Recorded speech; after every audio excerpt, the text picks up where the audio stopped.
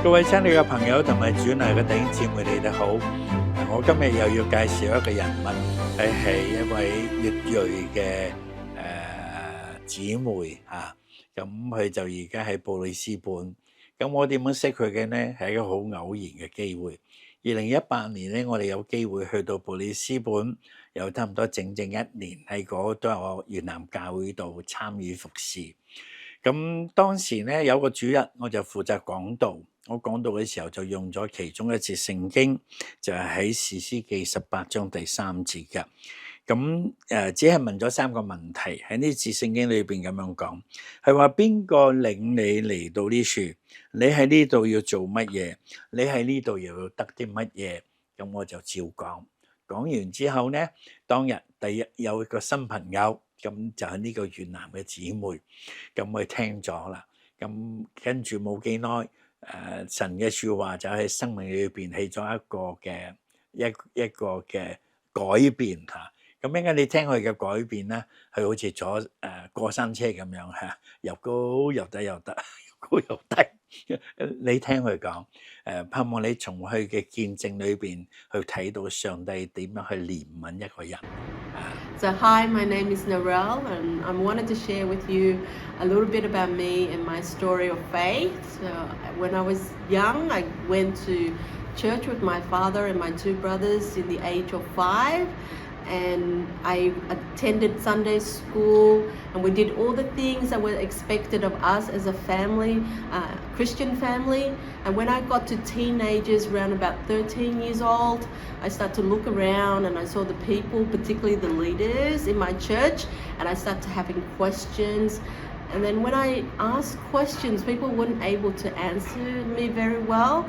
And so then I started saying, well, why do people preach and tell me I have to behave, I have to do certain things, and yet I could see that they weren't living what they were preaching and telling me to do.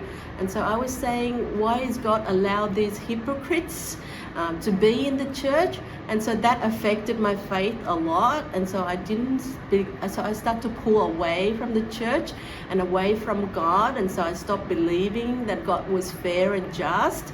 And so in my early teens, I left the church. I didn't want to go to church anymore. And so then for a while, for a number of years, I didn't go to church. And start hanging around on the street of Cabramatta and Bankstown. And then one day, my older brother, who also left the church, rang me up one day and said, I'm coming home, I'm taking you to a Christmas service. And I told him over my dead body, I'm not going back to church. And he basically said to me, I'll be home in an hour, I'll pick you up. You better be dressed, otherwise I'll be dressing you. And so I was 16 at the time, and I said, no way, you're going to be dressing me. And so I got dressed. I didn't expect anything much. And so he came with his friend, and he drove me to a church in Cabramatta, and it was a normal, like every other Christmas service that I've ever attended in my life. But one of the things that actually happened to me then was while we were singing Christmas carols, and it was silent night, and I started to have tears coming out of my eyes, and I was bawling my eyes out, and I felt really guilty, and I felt really bad. And I think that was my first encounter with the Holy Spirit. And I remember thinking vividly while I was singing Silent Night, I was like, why did God died for me, right? Why did he have to come and endure all those pain for me? And so from that point on, I started to go to church. I started attending church again, and eventually I came back to being part of the youth program there, and I started to become the youth leader. But I refused to be baptized because I was thinking that if I get baptized, it's mean commitment, and so I tried to avoid being baptized for about 4 times. And I finally, my pastor, we were at a picnic one day, a church picnic, and pastor said, Norelle, you should get baptized if you believe in God. And I said, yeah, I believe in God. And he said, let's baptize. And I didn't think anything and said, yeah. And he picked me up and dumped me into the river.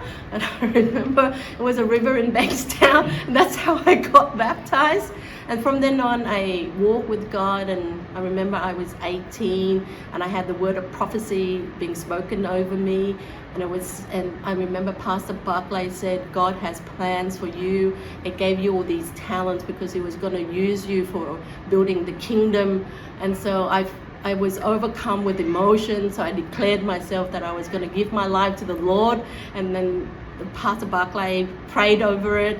And I was 18, and I went to Bible college, and I was there only for a week, and then I said no, I couldn't do this. And so then I decided to say to God, I said, Lord, I want to go to regular university to pay back for all the things that my dad did, and I want to be a good daughter to my dad.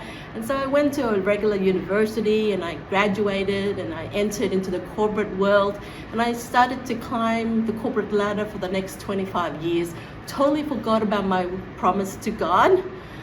And I was almost at the top of my corporate ladder. I was an executive member, I was on the board, I was CFO, I was kicking all these goals. Then one day I just felt this pain in my stomach, and I thought, it's just regular abdominal pain. So I left, I went home, but I never recovered, and I was rushed to hospital, and they found out that I had kidney cancer and that I was gonna die. And the doctor told me that I was going to die. And so I rang up my pastor, and I told her, take care of my dead body if anything happens. And while I was there, they operated on me knowing that I was going to die on the table, but they operated anyway. And I remember I was in a coma for about 6-7 hours. And though I went, I don't know if it was heaven or not, but I was in this place that was white, was peaceful, but I knew I was in the presence of the Lord. And I see all my pastors who came by, and I remember everyone walked past me and said, Norelle, why are you still standing there? You need to move, you need to come with us. And so when I woke up out of my coma, and I was lying in the cancer wing, and I'm watching people come and go, and hearing the doctor telling everyone they were going to die, and I would start wondering, why didn't I die? And so in that hospital there, I came back to the Lord fully, heartily, remembered my promise, and I said to God, I promised. And so after that, my pastor said to me, so after I came out of hospital, after a while I recovered, and pastor said, don't you think it's enough of the corporate climb? You need to now devote your life and give back what you promised.